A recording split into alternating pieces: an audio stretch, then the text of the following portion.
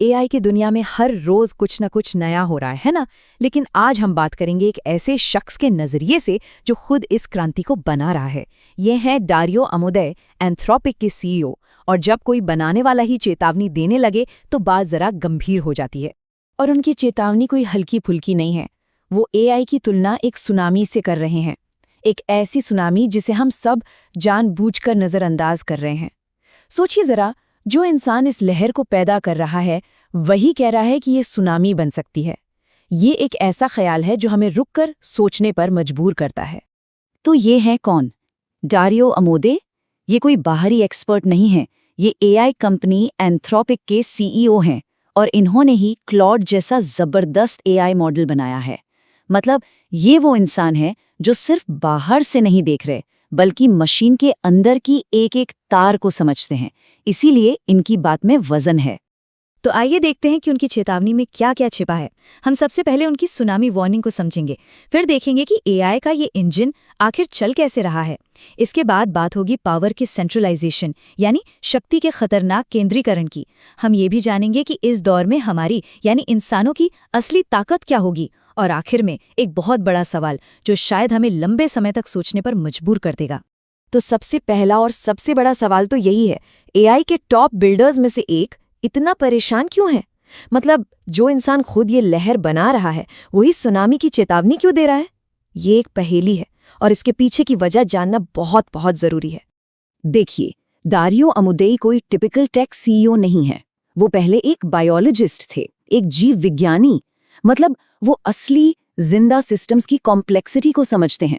और फिर वो एआई की दुनिया में आए और क्लॉड जैसा मॉडल बनाया। तो वो इस क्रांति के आर्किटेक्ट हैं जिसके बारे में वो खुद वार्निंग दे रहे हैं। ये कॉम्बिनेशन उन्हें एक बहुत ही यूनिक नजर देता है। तो सवाल ये है कि ये सब हो कैसे रहा है? एआई इतनी तेजी से, मतलब रॉकेट की रफ्तार से बेहतर कैसे हो रहा है? इसके पीछे कोई जादू नहीं है, बल्कि एक बहुत ही सीधा सादा लेकिन बेहद पावरफुल सिद्धांत काम कर रहा है। चलिए इस इंजन को जरा करीब से देखते हैं। इसे कहते हैं स्केलिंग लॉज। सुनने में थोड़ा टेक्निकल लगता है ना, पर इसका फंडा बहुत सिंपल है। आप एआई को जितना ज्यादा डेटा खिलाएंगे और उसे चलाने के लिए जितनी ज्यादा कंप्यूटिंग पावर देंगे, वो उतना ही ज्यादा काबिल और स्मार्ट होता जाएगा। और सबसे बड़ी बात, ये सब अंदाजे पर नहीं है, ये प्रिडिक्टेबल है। मतलब हमें पता है कि ज्यादा इनपुट का मतलब है ज्यादा पावरफुल आउटपुट।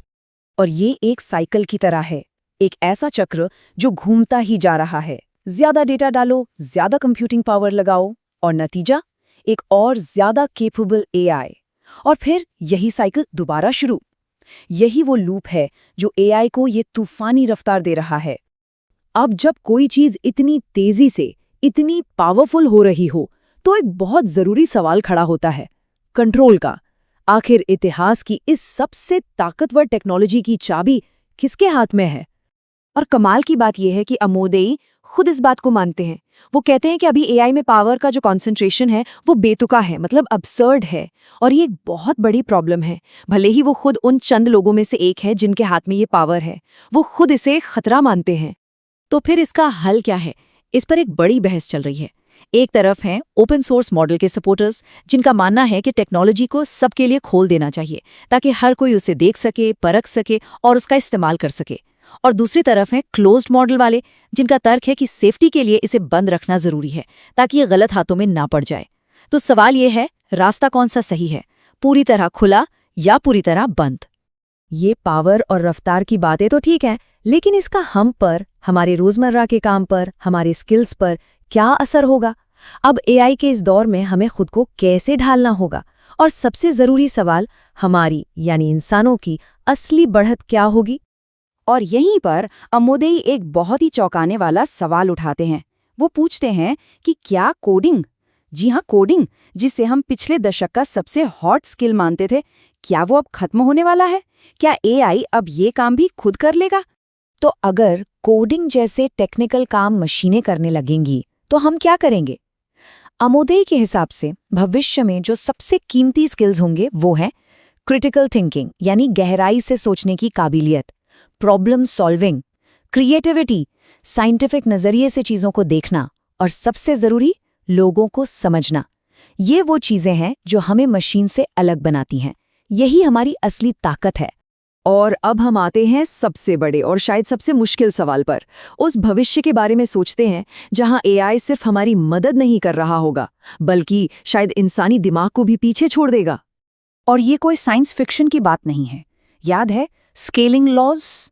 वही सिद्धांत हमें बता रहा है कि एआई की कैपेबिलिटी लगातार बढ़ती ही जाएगी।